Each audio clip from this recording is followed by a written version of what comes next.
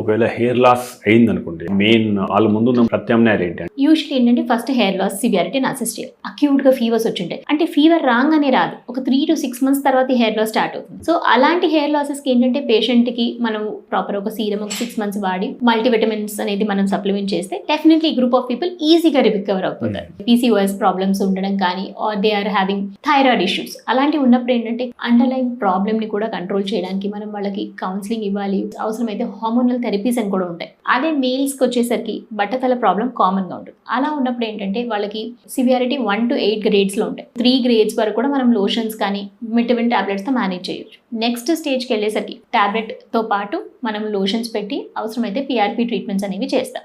ఈ స్టేజ్ లో మనకి ఏ ట్రీట్మెంట్ కావాలి అనేది డాక్టర్ని అడిగి స్టార్ట్ చేసుకుంటే డెఫినెట్లీ హెయిర్ లాస్ అనేది కంట్రోల్ చేయొచ్చు. మీరు తీసుకునే అదే మందులు, అదే నాణ్యమైన మందులు మెడ్ ప్లస్ బ్రాండ్స్ పై సగం ధరకే.